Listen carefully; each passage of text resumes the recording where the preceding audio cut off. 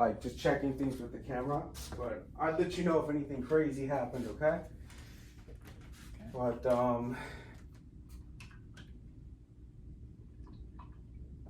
so you said you heard my last name before? Yeah, well, it's very common in New Mexico, Arizona. Native Americans use it's a Spanish name, but they, a lot of them use Ruan as the last name. Yeah. Do you know what tribe that was? Pueblo. Okay. As a matter of fact, in Taos, I met some Ruans, Native Americans. Okay. All right. Well, I got a recording. Okay. So we're getting started. Well, it's good to see you, Sensei Benavidas. Good to see you. Good to see you. It's been a long time. How long? I mean, probably. So I'm 28 now. This was probably you were about 6 at the time? 5 or 6. So this is 22, 23 years ago. 23 years ago, Yeah. So you were technically my first martial arts instructor. I started here in Kuksul at 10, but when I was 5 or 6, me, my brother, we trained with you, and you're still teaching people, right? Yes, I still do. It's changed, right? Everything has to have change. Then if you don't grow. How has it changed? I've opened my mind to a lot of things that I would have never done before because that's the way I was taught. This way only, you know what I mean? But I realized that if you keep a closed mind, you'll never improve. That's very true. I agree to that too. So let's start. Where'd you grow up? Where are you from originally? I am from Texas. Grew up in a border town called Brownsville, Texas, next to Matamoros, Mexico. Yeah. I came here when I was about 16 in 1969. Yeah. Where in Mexico is your family from? We're not from Mexico. The Benavides, my family, are the ones who helped Texas gain its independence with money, food, land. When Texas gained its independence, they were exiled from Texas and everything was taken from them. There's a small town in Texas named after our family, Benavides. So your family's I remember my dad going to court for many years trying to get, it never happened. Yeah, I remember reading something about that where it was like, even though, because Texas used to be part of Mexico. Right. So, but when it became part of the U.S., they were promised land and U.S. citizenship if you already lived there, and then they didn't get it, which was kind of weird, right? Yeah. Well, what happened? Texas became an independent nation first, right? Through that, with the help of the Benavides, who were one of the ones. And the reason the Benavides family wanted to do that is because they knew that General Santana was going to sell everything, and they didn't want to be history. Yeah. So you moved to California. It's Orange County? Yes, originally to LA County, the city of Norwalk, but we were there only for a little while, and then we moved to Santa Ana. I was 16 at the time. That was in 1969. So how'd you get involved in martial arts then? Very, very strange. I never really needed martial arts. As a matter of fact, I used to look at martial arts and go, pick up a brick and I'll take you down. Honestly. But one day I went to get a haircut down Santa Ana, 4th Street, and I heard a really beautiful music. I follow it, and that's where I met my teacher, Kimo Wall, who was in Okinawa. He trained with Matayoshi and Seiko Higa, and the Higa family, and all those people that were involved at that time.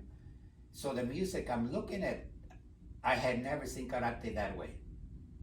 He's doing a form with music really soft, and it was Haksuro no Mai, and he's moving, and it looks so beautiful. And then the music stopped, and then he rolls and hits the floor, and the whole floor shook, because it was a wooden floor, right? And I go, that's what I want to learn. So I said, hey, I want to sign up. and that was the start. Hmm. So what exactly is Okinawan karate? Okinawan karate. A fighting style that comes from Okinawa is a combination of the te, the Okinawan hand, and the Chinese kung fu. That's what it is. You know, different styles of kung fu, which the Okinawan people, Okinawa used to trade with China and with Japan, and they, you know, so there was always an exchange of not only merchandise but culture exchange, right? And music and everything, you know. And so the Okinawans, originally karate, the kanji, it meant Chinese hand. But when Okinawa was looking, I believe, when they were looking to get it recognized by the Japanese government as part of their sports, like judo and you know the Kendo. the kendo, they changed it. So the kanji changed to open hand, empty hand. I'm sorry, empty hand. So Okinawan karate, it has a mix between sort of the southern style Chinese martial arts. Was a white crane, I believe, that ended up going to Well, Okinawa. it has that, but it also has other systems too. It's not only the white crane. There was some other kung fu systems and some other Chinese masters that came to Okinawa to exchange, but they also had their own form of martial arts, te, you know. They had something called tuite also. Tuite is grappling, right? Holds. So you would say those are native to Okinawa? Yeah, some of it is, and then the other, the katas, the systems, the movements, a lot of them were from Chinese kung fu. Okay. Yeah. I couldn't really tell you what the specific Chinese kung fu, because I imagine there were several, and some we never even heard of, right? Very interesting. So you end up getting exposed to this martial art. Was it probably in the 1970s, correct? In the 70s, yeah, right around 70, 71. Okay. So what was your experience training? What was the training like? What was your teacher like? What was that whole process during that time? Kimo Wall was very knowledgeable. He's one of the most knowledgeable GIs that was stationed in Okinawa. Remember, he trained Kobudo under Matayoshi Chimpo. And he married Matayoshi's niece, Reiko, who was a very good friend of mine. And he practiced Gojuryo, which is one of the oldest, most traditional systems in Okinawa, under Seiko Higa and his family. And Seiko Higa was not only a student of Miyagi, but also of Higa Shiona, who was a teacher to Seiko Higa and Shojun Miyagi, who is considered the founder of Gojuryo. So he was up there. He was also lucky to train under Taguchi Sensei. Taguchi Sensei was another individual that was just brilliant. He developed more forms, basic forms. At first, everybody criticized his forms. He developed bunkais that were what we call rensoko bunkais, continuous. And at first, everybody frowned at them, but now they're widely accepted. You know, so he was there, you know, and he never left the arts. He was always traveling to go see more. He went to China to, you know, see what was there, and he was a great master. So Kimo Wall came to the U.S. or came back to the U.S. Yeah. And he opened a school. You were training with him. Yeah. So as far as day-to-day training, what was that like? What was your training like? My training. Kimo used to say I was a freak. I would be there sometimes 6 o'clock in the morning, sometimes 7 o'clock in the morning, and I did not finish until 7 o'clock. I literally would wear Kimo Wall out. Kimo Wall would go to sleep, and I keep training until 2.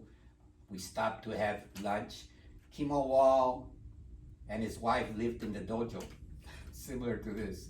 They lived at the dojo, and then eventually I became, it's like I was always there, so I move in, right? I trained basically almost, well, figure it out, 6 to 2, 8 hours. Maybe 6.5 every day, Saturday and Sunday. And I picked up real fast. Yeah, I think I told you one time that after 6 months, might have been 7, Kimo Wall was like, he came out with a belt, threw it at me. He says, "There, you're a black belt. I can't teach you anymore. You already learned everything." That included the Kobudo and the karate. Back then, Goju-ryo only had originally 12 katas, plus Kimo Wall added the 5 that Taguchi had practiced, and we did the bunkais and the kisokomite. What is a bunkai? A bunkai is the analysis of the kata, the form. Why are you moving certain ways, and what does it mean? Kisokomite are prearranged sets so that you can become faster and stronger. There's a Rensoko Bunkai, which is a continuous form of one kata being done continuous without stopping. And then there's something, some people call it Oyo. It's good enough, but we used to call it Kaisai Kumite. Every kata is little bunkais put together. That's what they are. Little set of bunkais put together to make a beautiful dance. There's a book that people can reference for Okinawan karate. Is it Bubishi? Is it called Bubishi? That old. Oh, that's the old. You can. Some of it is still, but remember, fighting styles are different now than they were back then. And when the Bubishi was written, it was written for the older fighting styles.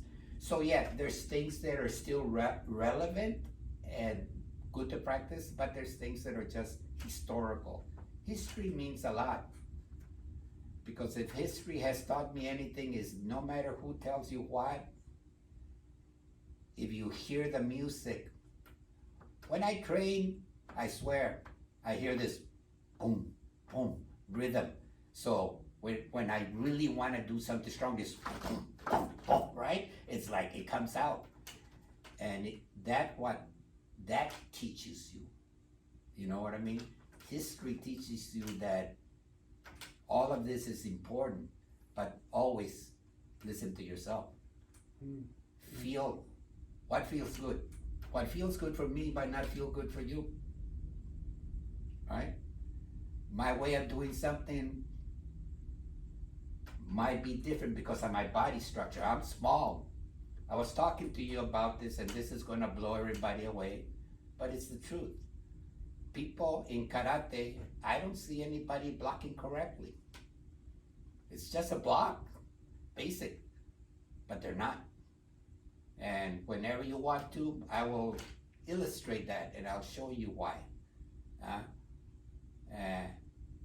Everybody tells you, this is the original form. There is no original form except for the individual who originally developed it, right? Because everything changes. And bunkai is the application. There's more than one bunkai to everything. It depends how a person attacks you. It depends on your body size, your weight, your height, right? The way you move. I've always been small. I think when I started martial arts, I think I weighed 102 pounds. But I was quick. I was really quick. So I had to use that to my advantage. So did you get into any fights when you were training? Oh, I've always gotten fights. And my brother and I, since we were in Texas, we would pick on adults. That's why I tell you, I never looked at it as martial arts for fighting. I always looked at it at its beauty, and more than anything, how it made me feel. After training really hard, no matter what ugly feeling was in my mind, it was gone after that. And there was a great master a long time ago. He chose to call, before it was called karate in Okinawa, he called it dosen, which means moving Zen. That's why I train. Yeah, I got in fights, and I use some of the Goju technique in my fights afterwards. Before and after. Before it was just nobody was gonna touch me, you know. Even if they defeated them, I would come back and catch them by surprise. That's the way it was. A person who's trying to really hurt you, if he's intelligent, he's not gonna come up to you and face you if you're a bigger man. He's gonna catch you by surprise. And it's still the way it is now, right? But when I started doing Goju-ryo, some of the movements, I understood them right away and I could see how they work. They still work today. Not everything, right? But it's just, you can't really do true Goju technique in a sport because you're really gonna hurt somebody. I mean, you will understand after I demonstrate with you. You're really gonna hurt somebody. But those are all time techniques that the meaning is not really taught until you're a while in martial arts, you know, so where you can control yourself.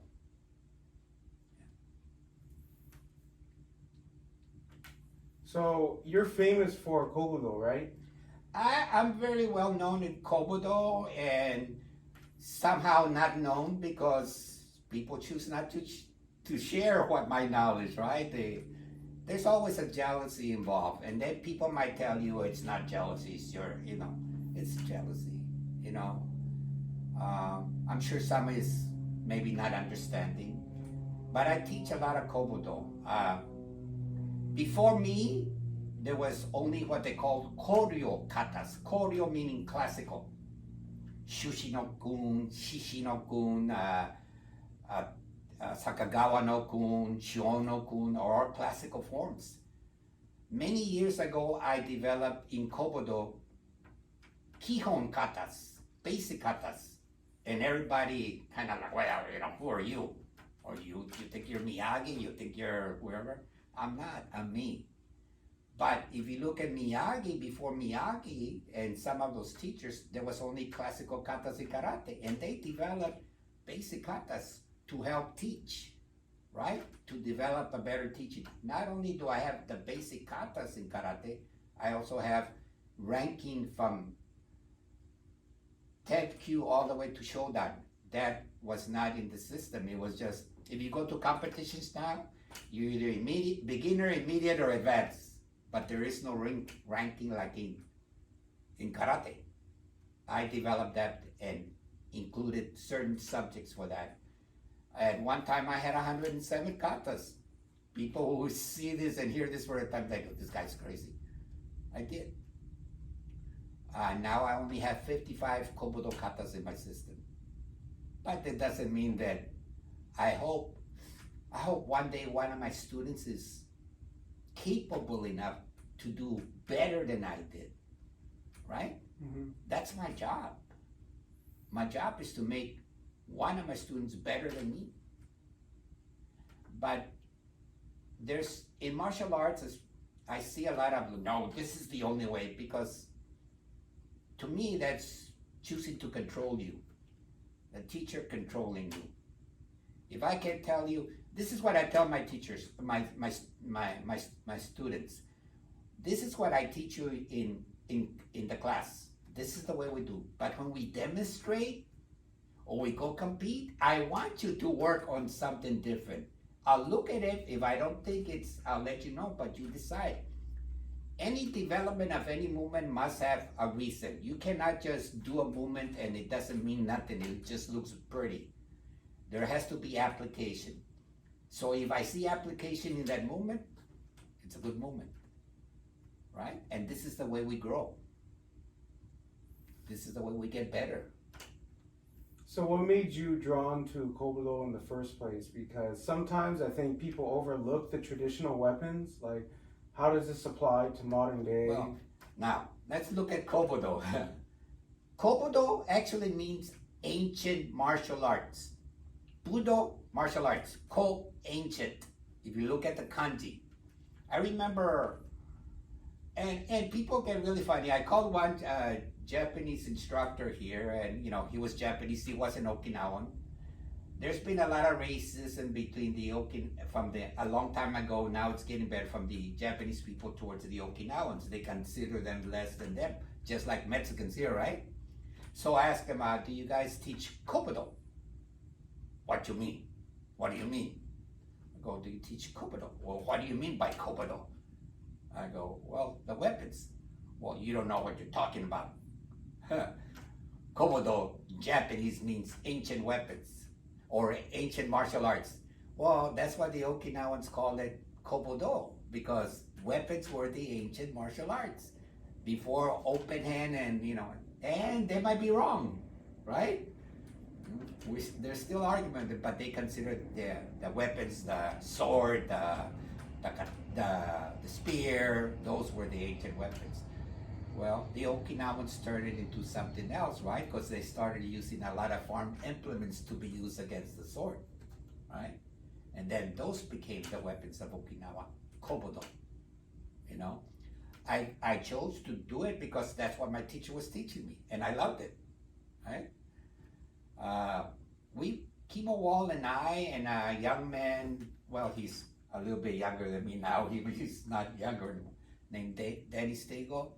Danny Stegel was amazing. To me, he was my little brother. And we had our, right? That's life, right? We had our,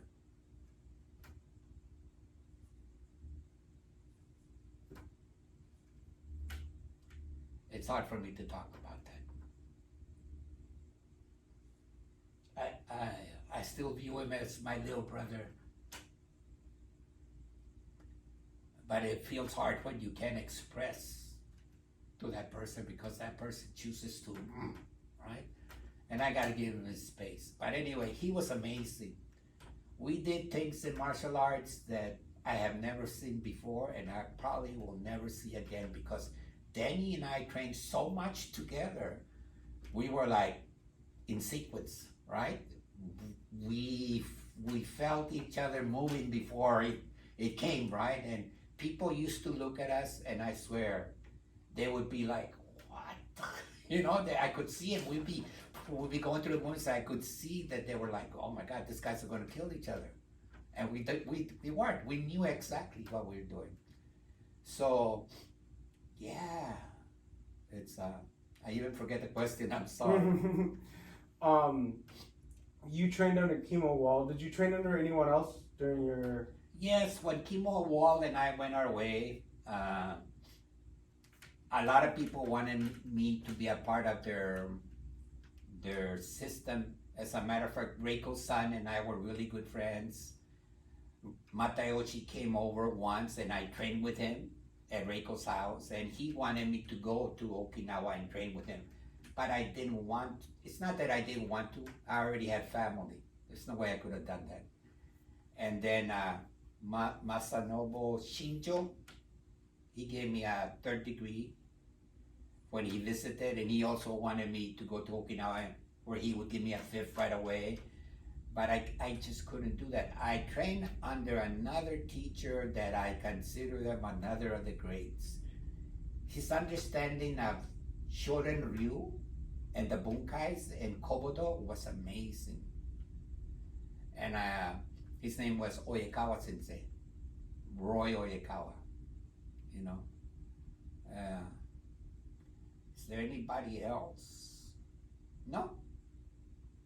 Oyekawa Sensei, Kimo Wall, just myself. And how long you been teaching? I started teaching when I was around, you're probably the first of the students I started teaching. I've trained a lot before that, but I never after Sensei Wall and I and Stiegel went our own, Stiegel and I kept training, and then I said, well, you know what, I'm gonna try teaching.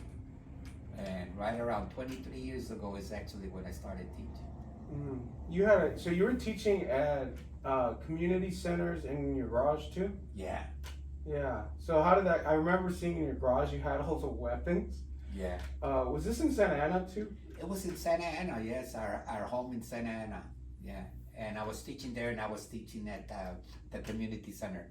But I've trained, right? I kept training by myself and I started developing things. This is one of the things that kind of upset me about Chemo Wall. I started developing things right around when I was, after about a year and a half after training, I just started seeing different things, right? And one day he sees me, he says, "What are you doing?" I go, "Oh, it's just one of the forms I'm trying to develop." He says, "Oh, you think you're Miyagi? You think you're better than him? You just start training and you think, you know," and it really upset me. So I left it there. And I stopped doing, but my mind is always going. Most systems might have 30 kobudo katas. I had 106, 107 in one time. I mean, it was just coming, right? You can't stop your mind from thinking. You can either go crazy trying to stop it, or you can follow it. I followed it. Now I have the 55 forms. I'm sure I will add one or more too.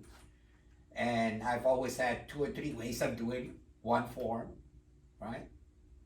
Some forms I don't even do them for about 10 years and I forget them. But then the minute I start doing it and repeating and practicing it, it comes back. It's just the way I work, you know? Hmm. Somebody told me, "Don't you think that's a bit much?"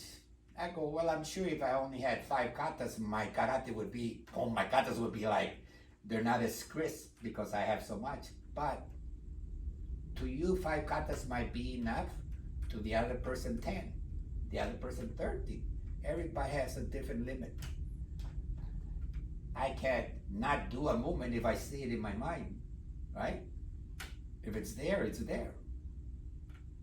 So it would almost come to you in a way, like you trained a lot and then you started, what was the experience? You started just feeling like exploring certain movements and it developed? No, I'm gonna go back and people again are gonna go, "This guy's crazy." We used to have another individual that trained with us from Michigan. He was a college football player, Paul Babladelis. He hiked into the Yucatan with his wife, came back and started training with us for a while. I went to visit him. But when I was real young, I must have been maybe 3 years old. I lived in Texas and they had a lot of storms. There was a storm going on. All of a sudden somebody kicks and they start banging on the front door and boom, kicks it in. My two older brothers who slipped out the window. My sister grabbed the younger sister and her, and they locked themselves in the bathroom. I was on a tricycle. 2 people came in. They were angry. They were looking for my older brother. I guess my older brother had gotten into some mischief, and these were some of the neighbors, right? But they were in their 20s.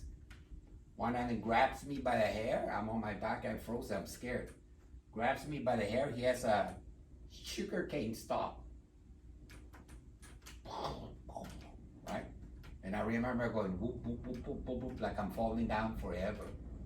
I swear I was falling down and I could feel it and I could see the light flash. All of a sudden I'm gliding over the sky and I could see the dogs barking and I could see little huts and little lights. And I land.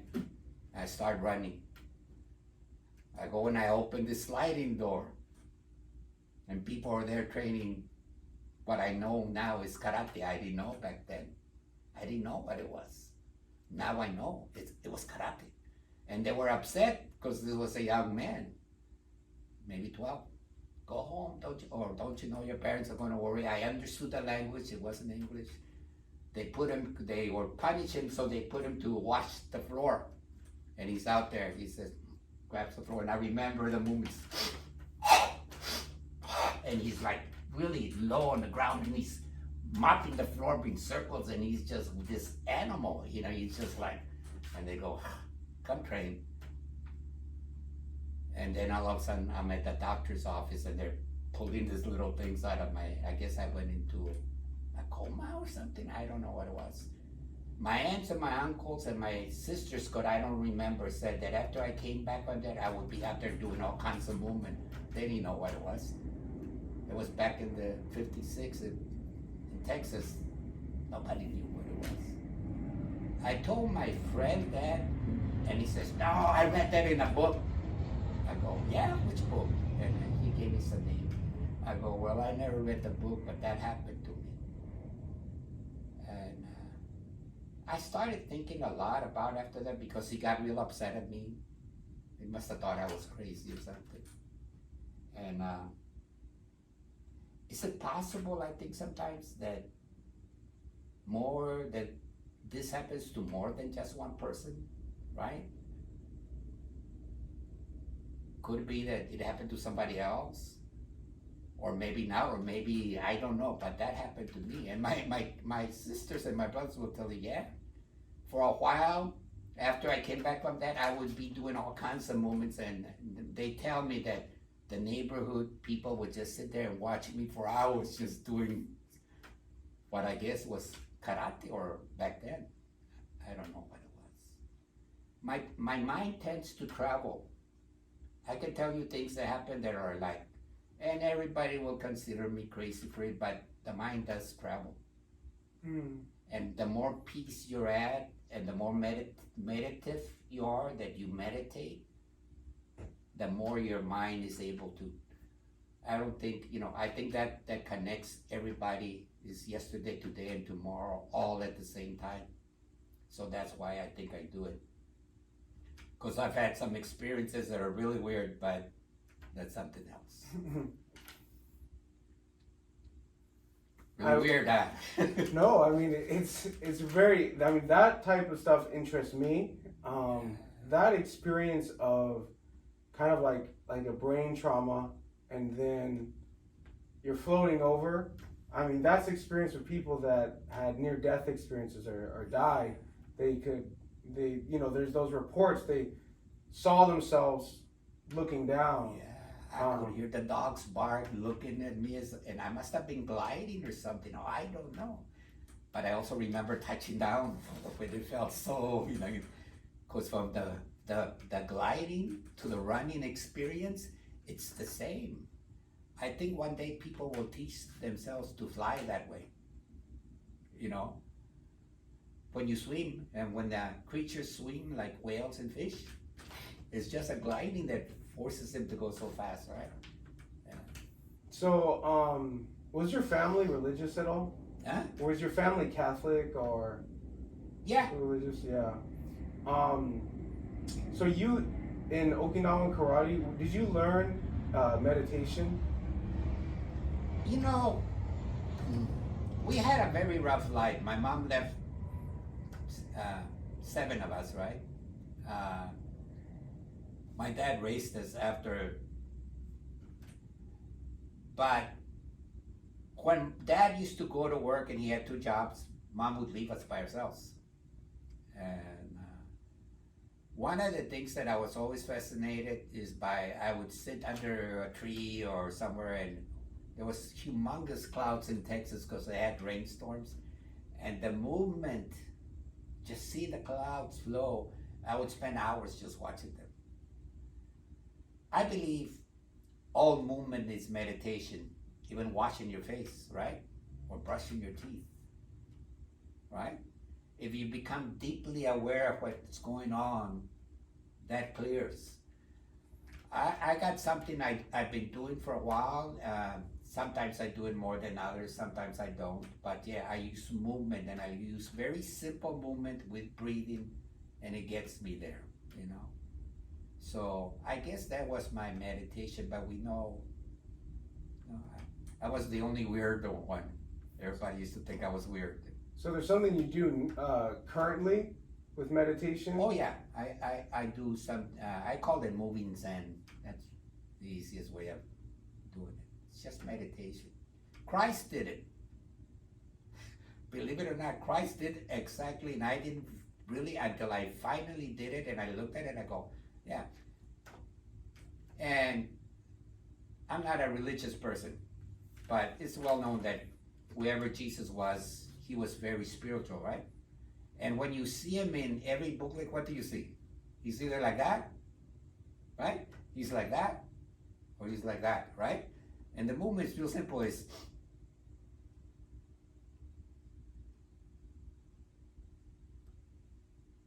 and you don't focus on anything because you don't have to think, you don't have to hold your breath, but it comes and then it.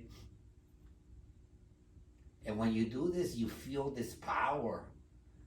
When I do this a lot, it's not that I can see the future, but I see certain things that I don't know what they are until they happen. Anything, I've had experiences where, more with dreams, where I dreamt something and I did experience it either the following day or a few years later. And I've meditated here, and I had an experience where there was somebody that I didn't have a great relationship with, and I had like a good memory with that person during the meditation. I was kind of reminded of a good one, and like 4 or 5 days later, that person reached out to me after a year. Yeah. So have you had anything similar to that, whether it was through your training, meditations, anything like that, where something very profound happened? The earthquake in Mexico. Which one? The one they had, that was along Mexico City. In the 80s, right? I was dreaming things for many nights before, and I go, this has to be Mexico. But the day it happened, I got up and I told my wife, and I told a guy that came to pick me up to go to work, hey, there's going to be a huge earthquake in Mexico. When they had that gas explosion on the truck, remember there was a gas explosion in Mexico in one of the refineries? I saw it before it happened. When there was a group of people that went into space, and including some teachers and some females, I saw it happen before it happened. But I didn't, it's just like sometimes I would be asleep, sometimes I just awake, you close your eyes. And when the explosion on that spaceship happened, I swear I felt it, I saw it, the power, everything. I got thrown off the bed. But lately, just a couple of nights ago, it doesn't always happen, right? The more occupied your mind is, the less time you encounter those things, right? But lately I've been talking to my granddaughter because we talk about a lot of things. And I'm pretty sure I visited a place that has never been, we haven't seen, But it's a long story. I will talk about that another time. Okay. So yeah. So you even would have kind of almost like visions of things that would happen in your personal life. Didn't the Native Americans have that? Of course, yeah. The natives, right? Because they didn't have all this, I'm sorry, but crap that fills our minds, right? Our daily struggles.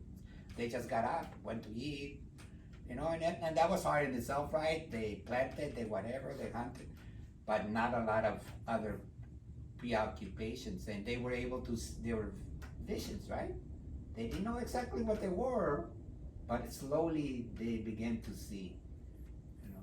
Yeah, and my grandmother, she used to teach her kids when they were really little, as they were going to sleep, how to essentially astral project, like how to fly when you're in your dreams and stuff like that.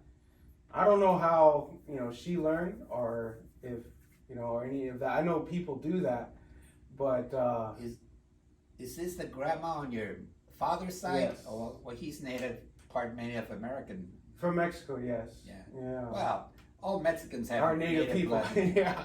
Some more than others. But that's what we are, right? We're a combination of either Portuguese or whatever came from the old world and the Native Americans here. That's what we are. Mm-hmm. Yeah, and so many of those those traditions from Mexico are similar to the ones that natives experience here, whether it's Arizona, Texas, and all of that. And I know a guy that says that there was probably like a trade route from all the way from the bottom of South America through Canada of native people, because they had found things like jade and obsidian in places where you can't get it, So they're thinking that it has to do with that. So anyway, something that I noticed with my own training and with getting into martial arts is there are people that are more like what I would call a hobbyist. They do more, they work their job, they do whatever they're doing with their life, and then they train martial arts as a hobby. And it's something that you could still get to a good level if you consistent, you train it over a few years.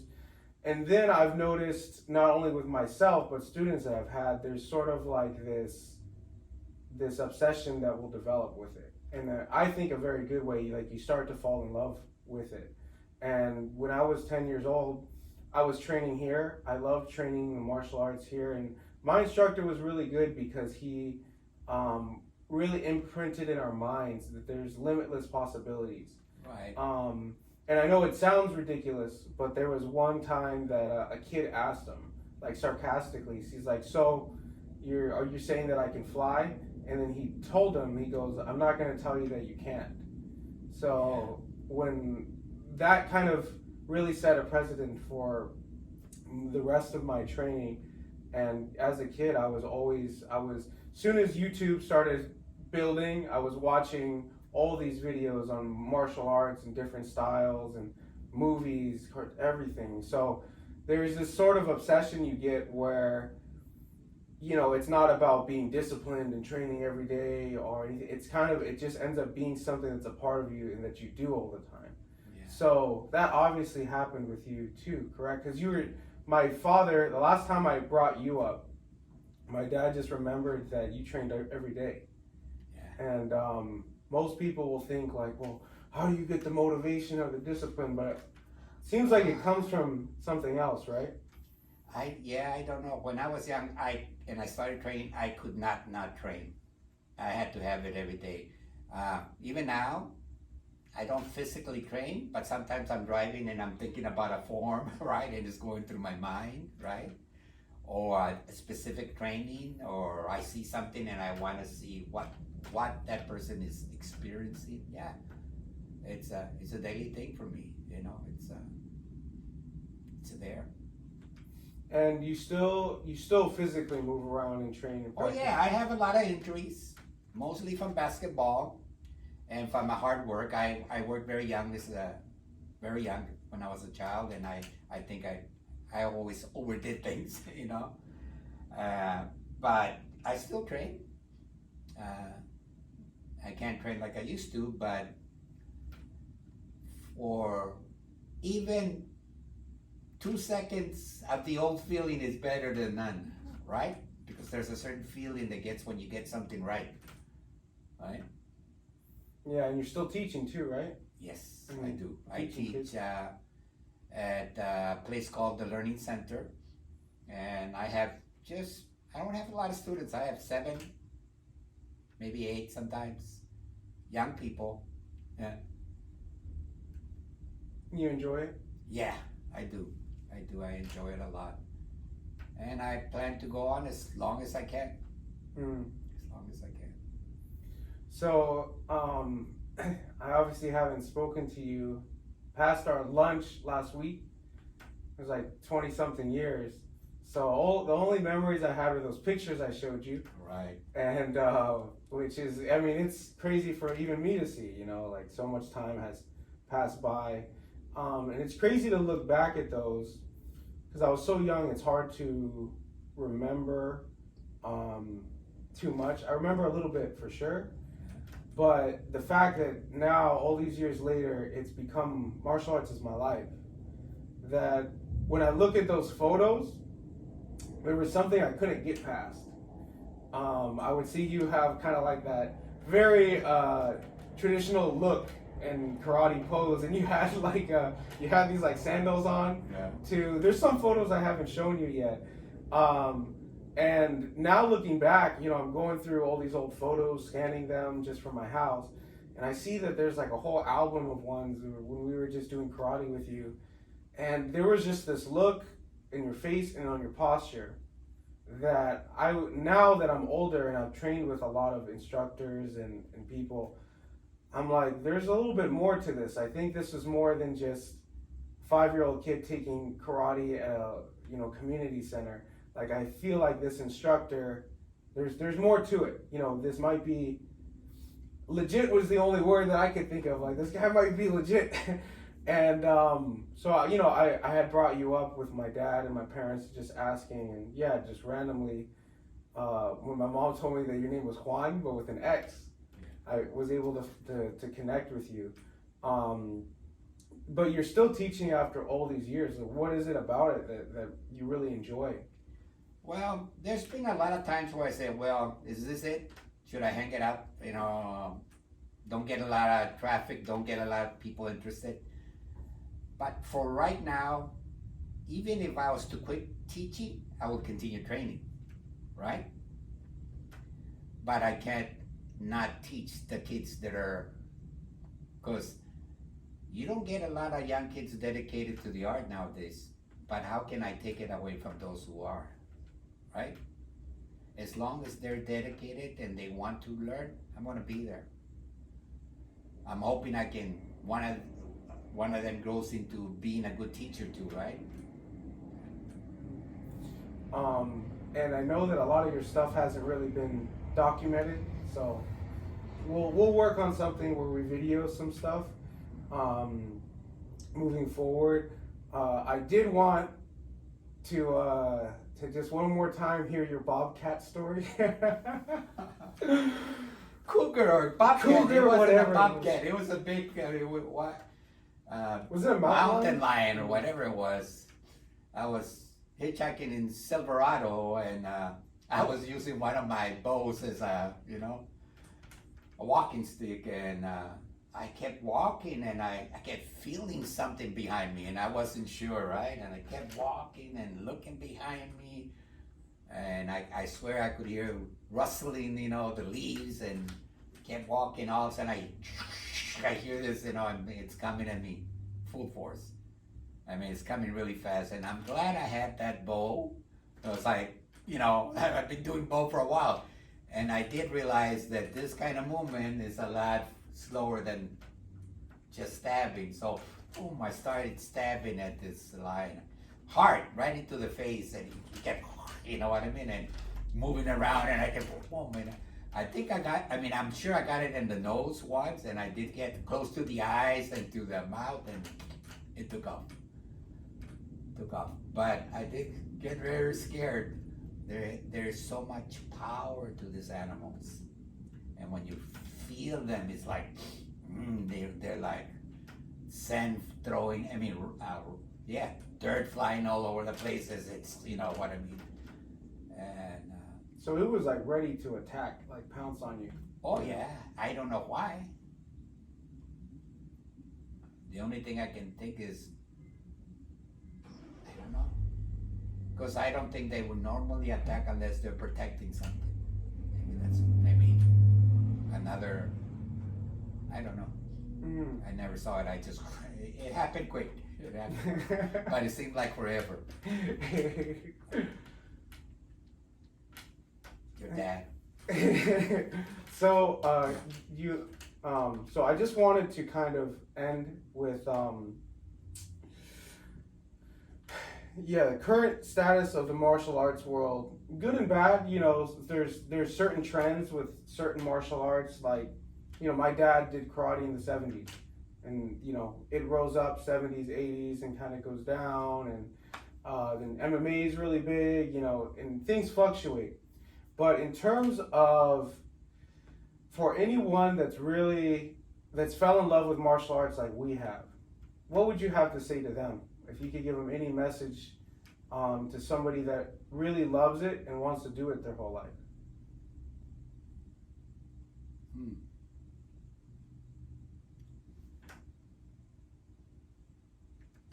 Get out of those schools who say this is the only way.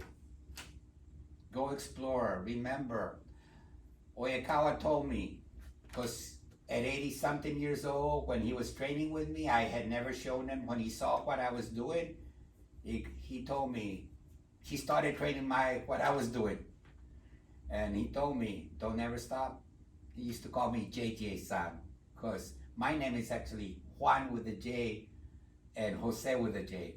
So he used to call me JJ-san. He says, and I told him why I had stopped and everything, and you know what the thing that went between me and Kimo Wong. And he told me, if Miyagi was here, if Taina was here, if they were alive, and they knew of you, this is where they would be. He says, don't ever stop. You know, I want to learn. I feel so. He felt bad that he wasn't younger so he could train with me. And it happened only because I kept going with my own things, right? I never let them go. But if you listen to those schools and say, this is the only way, or maybe it's the only way for them, but not for everybody. He told me, Miyagi, didn't he go to China? Why? He wanted to improve, he wanted more. All these great masters that went to, that's what we're all doing. Yeah. Well, thank you for the interview. Yeah, it was you're good, welcome. and it's good to see you again. And I'm sure we're gonna do much more in the future. Yeah. But yeah, thank you. Okay. That's good. You gotta go or something? No, I just wanted to show you something as far as bunkai. You asked me what bunkai Yeah, is. can I film it? Yeah, but yeah. let me. Oh yeah. Well, yeah. Let's film it. Well, we'll take a little break right now. Yeah, and then and then we'll get into it. Remember, katas are like I told you. They're